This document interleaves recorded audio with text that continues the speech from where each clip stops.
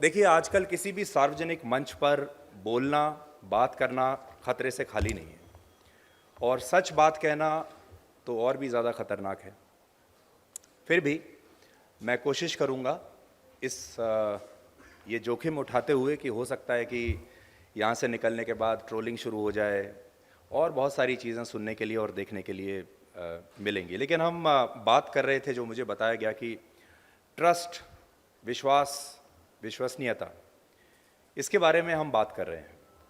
और जब भी हम मीडिया की बात करते हैं तो विश्वसनीयता और ट्रस्ट का नाम अपने आप ही आ जाता है, क्योंकि हम जहाँ हैं वहाँ दर्शकों के ट्रस्ट और विश्वास की वजह से ही होते हैं। दर्शक हमारे ऊपर विश्वास करता है, इसलिए हमारी बात सुनता है।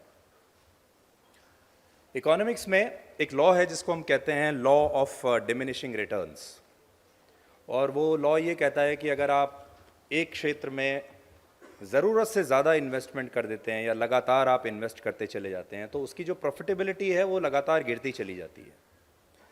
और मुझे लगता है कि ये ट्रस्ट के मामले में और मीडिया के मामले में भी ये लॉ ऑफ डिमिनिशिंग रिटर्न्स लागू हो रहा है। दर्शक लोग अपना विश्वास, अपना ट्रस्ट, अपना भरोसा लगातार इन्वेस्ट कर रहे हैं, लेकिन उन्हें वो रिटर्न शायद नहीं मिल रहा है, और ये लॉ मुझे ऐसा लगता है कि वहाँ लागू होता है।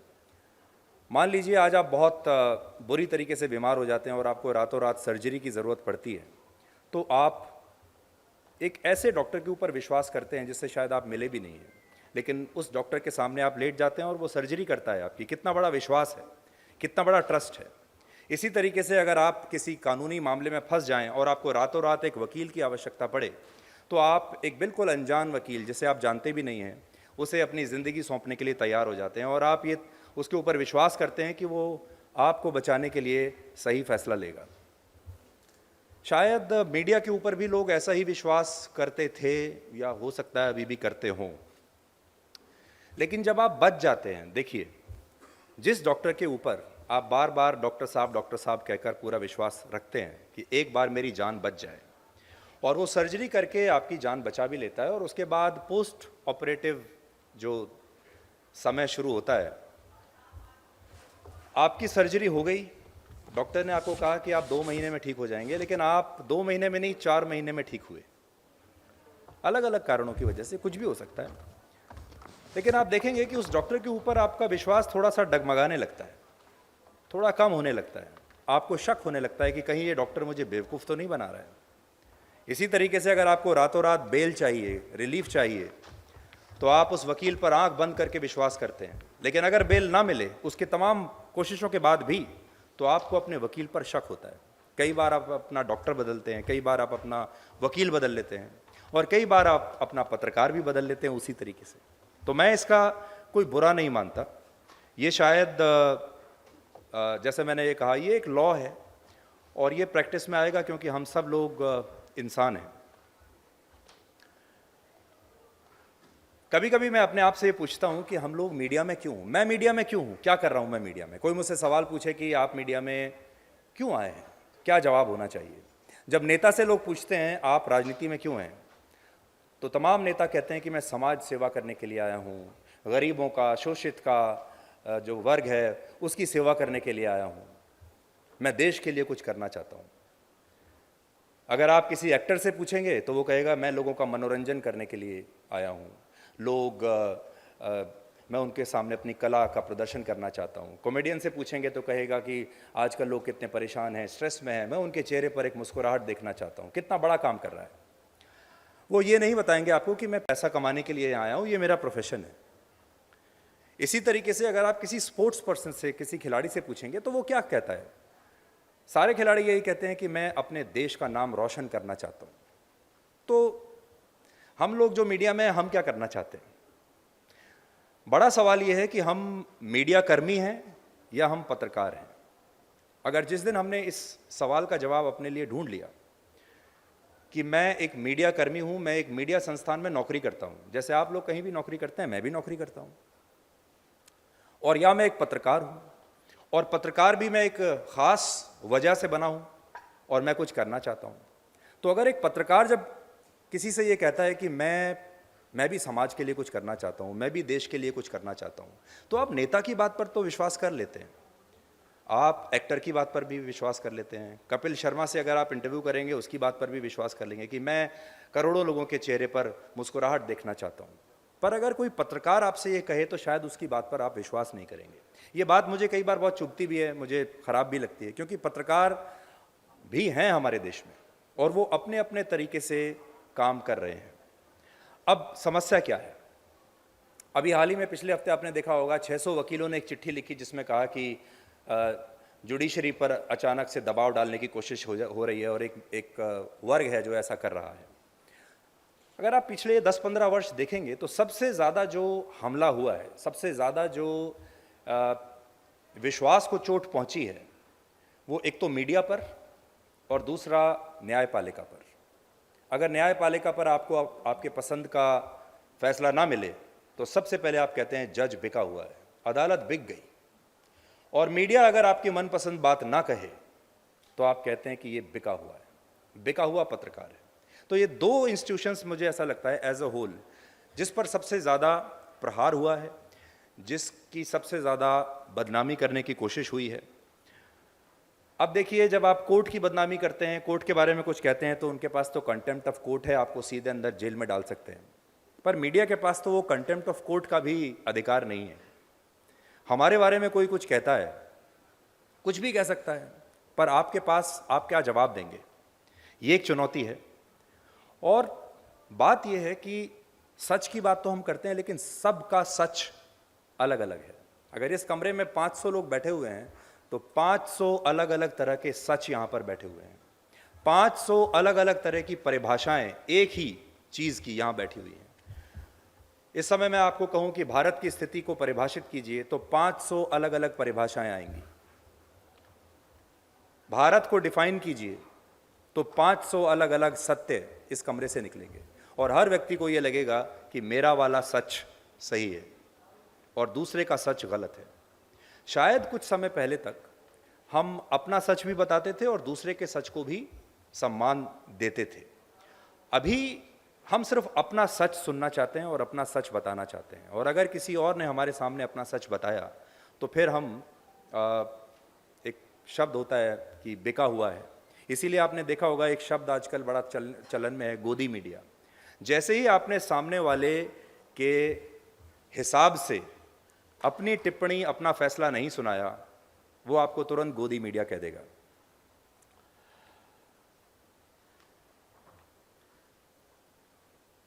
आज़ादी से पहले जो मीडिया था, जब राजा हुआ करते थे तो मीडिया के उस रूप को आप कह सकते हैं कि मीडिया राजा के दरबार में हुआ करता था। जो भी जानकारी निकलती थी राजा के दरबार से निकलती थी और राजा अपने पत्रकार रखते थे, राजा डिक्टेशन देता था और दरबार में जो आदमी होता था वो लिखता था। उसके बाद अंग्रेज़ आए और मीडिया का दूसरा रूप हमने देखा, उसका मकसद था आज़ादी हासिल करना। महात्मा गांधी खुद कई तरह के अखबार चलाते थे। तो मीडिया का एक मकसद था आज़ादी तक। आज़ादी के बाद सब कुछ बदला, मीडिया भी बदला। अब देखिए आज़ादी के बाद क्या बदलाव आया। ये जो जानकारी है, या आज़ादी से पहले हम कहते थे कि मीडिया एक अवेयरनेस पैदा कर रहा है, मीडिया लोगों को जगा रहा है, मीडिया लोगों को इकट्ठा कर रहा है ताकि लोग अंग्रेज़ों के खिलाफ लड़ सकें। ये जो जानकारी है, अवेयरनेस है, इंफॉर्मेशन है, ये एक प्रोडक्ट बन गई जो बाज़ार में बिकने लगी। और ये जो उद्योग है, ये उद्योगपतियों के हाथ में चला गया, तो मीडिया की फैक्ट्री लगनी शुरू हो गई। इसलिए आप देखेंगे कि उस दौर में जितने भी अखबार थे ज़्यादातर सब उद्योगपतियों के थे और उद्योगपति उसे एक फैक्ट्री की तरह चलाते थे।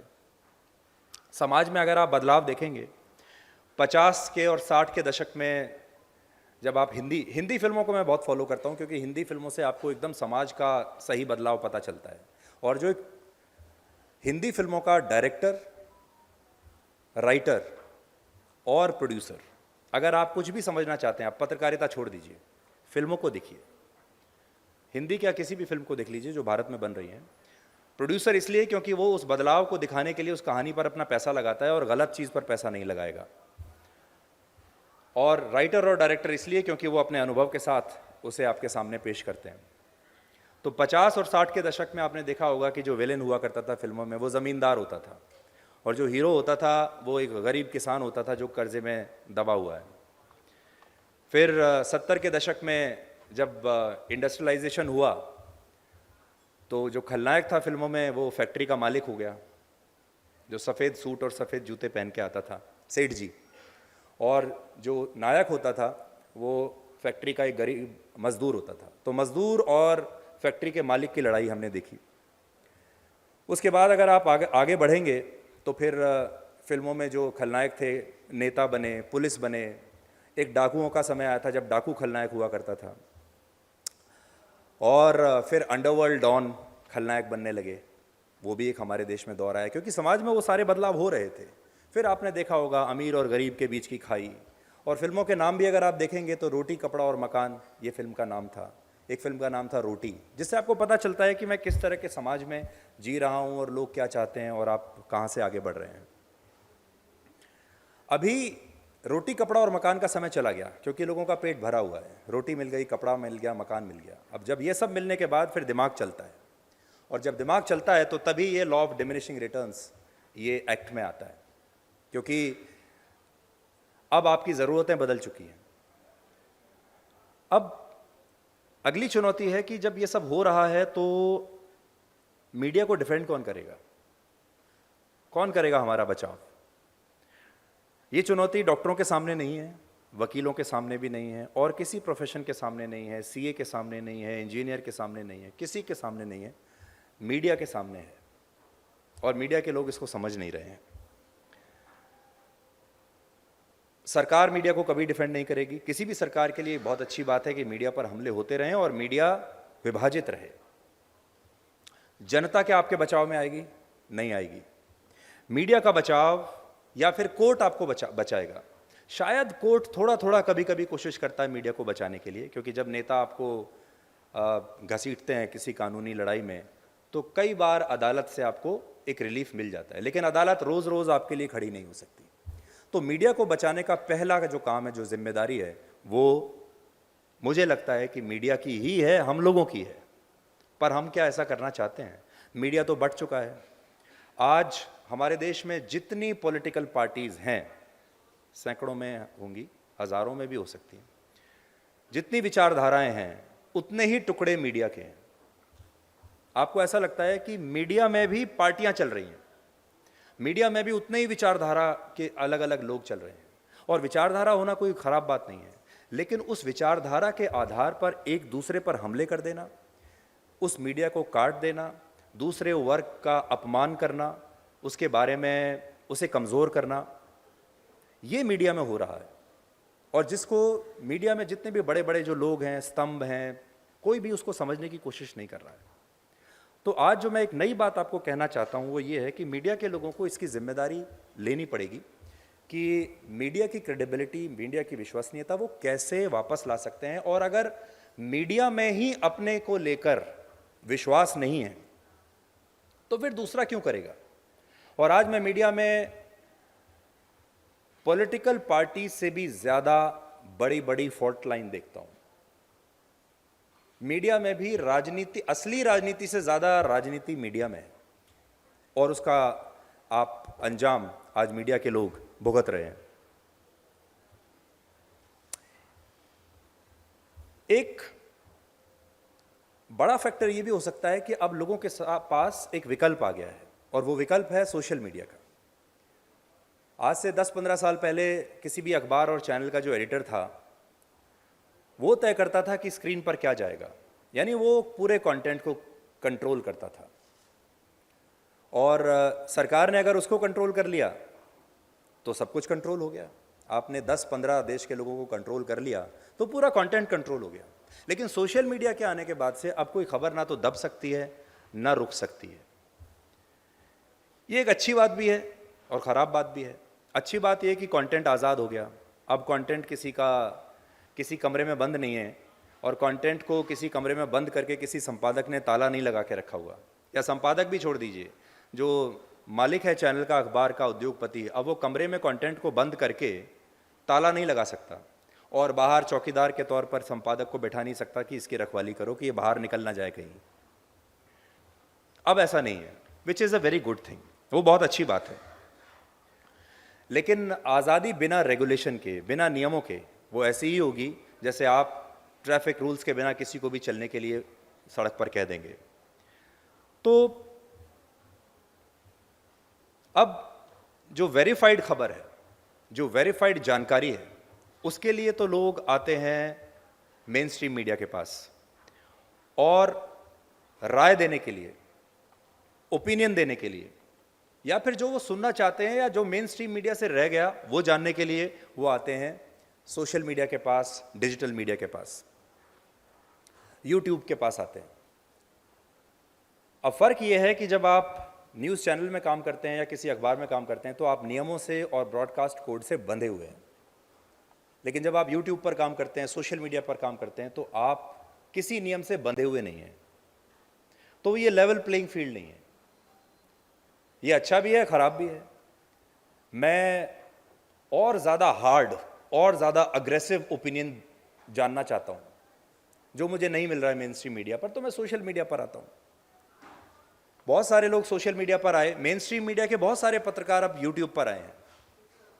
उनमें से ज़्यादातर लोग सब अच्छा काम कर रहे हैं और उन्होंने देश की जनता को एक बहुत अच्छा एक ऑल्टरनेटिव दिया है जो शायद मेन स्ट्रीम मीडिया नहीं दे पा रहा था। अलग अलग कारण हो सकते हैं, उसका कारण फंडिंग भी हो सकता है, उसका कारण रेगुलेशन भी हो सकता है, उसका कारण राजनीतिक दबाव भी हो सकता है, उसका कारण आपके अपने चैनल के मालिक का दबाव भी हो सकता है, उसका कारण आपकी अपनी विचारधारा भी हो सकता है। अलग अलग कारण है, लेकिन एक स्पेस था जो खाली छूट गया था और उस स्पेस को आज जो आपको डिजिटल मीडिया पर जो पत्रकार दिखाई देते हैं वो उस स्पेस को भरते हैं। लेकिन सभी लोग नहीं, कुछ लोग भर रहे हैं उसको, जो आज भी ईमानदारी के साथ काम करते हैं, जो आज भी एक संयम रखते हैं, बिना रेगुलेशन के भी उनका एक नैतिक रेगुलेशन है अपने ऊपर। तो नैतिक रेगुलेशन बहुत ज़रूरी है कि आप उस रेगुलेशन को बिना किसी नियम के मान रहे हैं या नहीं मान रहे हैं। अनफॉर्चुनेटली बहुत सारे सोशल मीडिया पर जो लोग हैं उन्होंने उस लक्ष्मण रेखा को तोड़ दिया है, लांघ दिया है, और उनका जो मॉडल है वो यही है कि वो जितना लक्ष्मण रेखा से आगे जाएंगे उनकी व्यूअरशिप, उनका वायरल होने का चांस उतना ही ज़्यादा मिलेगा। तो अगर डॉक्टर के लिए लाइसेंस ज़रूरी है, वकील के लिए, यहाँ तक कि एक ड्राइवर के लिए भी लाइसेंस ज़रूरी है गाड़ी चलाने के लिए, तो एक ब्रॉडकास्टर के लिए भी लाइसेंस ज़रूरी होना चाहिए, मेरा ऐसा मानना है। इसे सरकार के साथ आप कंफ्यूज मत कीजिएगा कि मैं ये कह रहा हूँ कि सरकार का नियंत्रण होना चाहिए, मैं ये नहीं कह रहा हूँ। मैं ये कह रहा हूँ कि आप किसी को भी नियंत्रण दीजिए, किसी भी संस्था को दीजिए, लेकिन नियंत्रण तो ज़रूरी है, नियम तो ज़रूरी हैं। और आज अगर आप YouTube पर कुछ वीडियो डालते हैं, वो छोड़ दीजिए, अगर आप व्हाट्सएप पर भी एक वीडियो किसी को फॉरवर्ड करते हैं और आपके साथ व्हाट्सएप पर 500 लोग जुड़े हुए हैं, तो आप भी एक ब्रॉडकास्टर हैं। मैं भी एक ब्रॉडकास्टर हूं क्योंकि मैं आज तक पर एक शो करता हूं। आप व्हाट्सएप पर एक ब्रॉडकास्टर हैं क्योंकि आपके पास भी 500,000 दर्शक हैं और आप भी एक क्षमता रखते हैं कि किसी संदेश को वायरल कर सकते हैं। तो आपके ऊपर भी कोई ना कोई रेगुलेशन तो लागू करना पड़ेगा। या मैं ये नहीं कह रहा हूं कि सरकार ही ये तय करे कि क्या रेगुलेशन होगा, लेकिन कुछ हमको करना पड़ेगा। अगला पॉइंट मेरा ये है कि क्या ये ठीक हो सकता है? मुझे लगता है कि अब हम बहुत आगे आ गए हैं, अब ये ठीक नहीं हो सकता। और वो इसलिए क्योंकि जो मेन स्ट्रीम मीडिया है उसका पूरा रेवेन्यू मॉडल वो या तो एडवर्टाइजर्स के ऊपर है, या इलेक्शन के ऊपर है, या राजनीतिक पार्टियों के ऊपर है।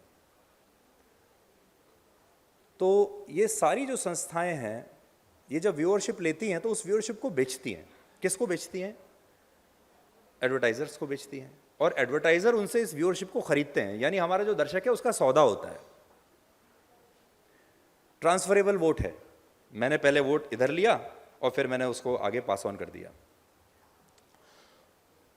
और वो इसलिए होता है क्योंकि हमारा जो कंज्यूमर है, हमारा जो दर्शक है, वो पैसा नहीं देना चाहता, उसको मुफ्त का कंटेंट चाहिए।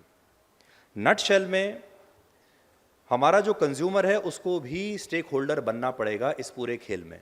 जब तक हमारे देश की जनता खुद स्टेक होल्डर नहीं बनना चाहती और उसको मुफ्त का ही सामान चाहिए, तब तक अब इस सिस्टम को ठीक करना बड़ा मुश्किल होगा। और जैसे लोग कहते हैं कि if something is free for you then you are the product, हमारे देश के लोग समझ नहीं पा रहे हैं कि वो खुद प्रोडक्ट बन गए हैं। और आजकल जो फैक्ट्स आपके सामने रखे जाते हैं, फैक्ट्स होते तो हैं, लेकिन अगर किसी फैक्ट को बिना कॉन्टेक्स्ट के, बिना उसकी पृष्ठभूमि के आपके सामने रखा जाए तो तस्वीर अधूरी रहती है। जैसे आप सब लोग पार्टीज़ में अलग अलग जगह बात करते होंगे कि यार क्या ज़माना था जब दूरदर्शन आया करता था, दूरदर्शन पर बहुत सारे लोग आजकल व्हाट्सएप पे दूरदर्शन की पुरानी क्लिप्स भेजते हैं, कितनी बढ़िया न्यूज़ आया करती थी, अब वो ज़माना कहाँ चला गया। पर आप खुद सोच के देखिए कि दूरदर्शन तो पहले दिन से ही सरकार के कंट्रोल में था। दूरदर्शन कब आज़ाद हुआ? हर बार दूरदर्शन सरकार के कंट्रोल में ही रहा है। मुझे याद है जब राजीव गांधी प्रधानमंत्री थे तो उसका नाम लोग मजाक में राजीव दर्शन रख दिया करते थे, क्योंकि सारे दिन उनकी खबरें चलती थी। पर आज जो लोग ये बात करते हैं वो उस जमाने को भूल चुके हैं। तो क्रांति की बात करना, आज़ादी की बात करना, रेवोल्यूशन की बात करना है तो बड़ा आसान, ये बड़ा एक रोमांटिक शब्द है। लेकिन अगर आप देखो अरब देशों में जो अरब स्प्रिंग हुआ उसका क्या नतीजा हुआ, वो ऐसा भारत में भी हो सकता है और ख़ास तौर पर मीडिया में भी हो सकता है। एक सॉल्यूशन जो मेरे दिमाग में आता है वो ये है कि ज़्यादा से ज़्यादा संस्थान, अगर जर्नलिस्ट लेड संस्थान हमारे देश में आ जाएं, जो बड़ी बड़ी कंपनियां हैं, if they are led by journalists, if they are owned by journalists, तो एक बदलाव आ सकता है। तो मैं यहाँ कोई किसी विचारधारा को की आलोचना करने के लिए नहीं आया हूँ, मैं एक सुझाव लेकर आया हूँ। एक सुझाव ये हो सकता है कि दर्शक चाहे 5 पैसा ही सही, लेकिन कंटेंट के लिए पैसा देना शुरू करें। दूसरा ये हो सकता है कि हम कुछ ऐसी स्थिति पैदा करें कि हमारे जो अच्छे टैलेंटेड पत्रकार हैं उनको हम मौका दें, और हमारे देश में ये जो मीडिया है ये उद्योगपतियों से बाहर निकलकर ये पत्रकारों के हाथ में आए, और उसके लिए हमें पूरे इकोसिस्टम में उनकी मदद करनी पड़ेगी। जैसे आजकल देखिए सरकार स्टार्टअप्स की कितनी मदद कर रही है, कर ही रही है। मीडिया में भी अगर ऐसे स्टार्टअप्स आएँ और हम उनको एनकरेज करें, दर्शक भी उनको एनकरेज करें, सरकार, हमारे इकोसिस्टम, हमारे उद्योगपति, विज्ञापन देने वाले लोग, वो उनको मदद करें खड़ा होने के लिए, तो शायद हम एक बहुत अच्छा विकल्प मेरे ख्याल से बना सकते हैं। अब आप सब लोग मुझसे ये भी जानना चाहेंगे कि चुनाव में मीडिया का रोल क्या होना चाहिए, क्योंकि मुझे बताया गया, बहुत सारे लोग बोल के गए हैं चुनाव की कवरेज कैसी होनी चाहिए। और ये जो गोदी मीडिया का जो टैग है, अगर आप कह दें कि बीजेपी जीत रही है तो आप गोदी मीडिया, उसी वक्त आपको गोदी मीडिया कह दिया जाएगा। पर बड़ी बात यह है कि हम विपक्ष नहीं हैं। मैं विपक्ष की तरफ से नहीं कह सकता। विपक्ष जब तक मेहनत नहीं करेगा, विपक्ष जब तक जीतेगा नहीं, तब तक कोई भी पत्रकार, तब तक मैं भी कैसे विपक्ष का साथ दूं? ये काम तो विपक्ष को खुद करना पड़ेगा। अब विपक्ष क्या कर रहा है? विपक्ष के नेता खुद कुछ नहीं कर रहे हैं, मेहनत नहीं कर रहे हैं, नया सोच नहीं रहे हैं, और मीडिया से उम्मीद करते हैं कि वो सब उनको मदद करे, उनको उतना ही वेटेज दे जितना कि सरकार को दिया जा रहा है। एक 300 लोकसभा सीटों की पार्टी है और एक 30 लोकसभा सीटों की पार्टी है और एक 3 लोकसभा सीटों की पार्टी है। क्या उनका बराबर वेटेज होना चाहिए? कैसे हो सकता है? बट आज भी अगर आप देखेंगे तो मीडिया में आपको ये असमानता दिखाई देगी। उदाहरण के तौर पर अरविंद केजरीवाल, एक लोकसभा सीट है, लेकिन उनको जो मीडिया में कवरेज मिलता है वो शायद 400 लोकसभा सीट वाली पार्टी वाला कवरेज मिलता है। इस पर किसी का ध्यान नहीं जाता। शरद पवार हैं, छोटी पार्टी है, बहुत कम लोकसभा सीट हैं, कवरेज जब मिलता है तो उतना ही मिलता है जितना किसी बहुत बड़ी राष्ट्रीय 100-200 सीटों वाली पार्टी का कवरेज मिलता होगा, वेटेज है उनका। तो ये कहना गलत है। और अगर इसमें सच्चाई होती तो कांग्रेस आज 50 सीटों वाली पार्टी है, उसको वेटेज भी, उसको एयर टाइम भी वैसे ही उसी हिसाब से मिलना चाहिए। लेकिन आज 50 सीटों की पार्टी को भी 250-300 लोकसभा सीटों की पार्टी के बराबर आपको एयर टाइम मिलता है। तो गोदी मीडिया कहना बड़ा आसान है, ये एक अच्छा शब्द है, सुनने में बड़ा कैची लगता है। इसके बदले में मैं आज एक शब्द लेकर आया हूँ, अगर आपको अच्छा लगे तो। मैं सोच रहा था गाड़ी में आज आते हुए कि एक शब्द आज मैं आपके सामने रखता हूँ, आपको अच्छा लगेगा तो आप बताइएगा। और मैंने सोचा उसका नाम है मलाई मीडिया।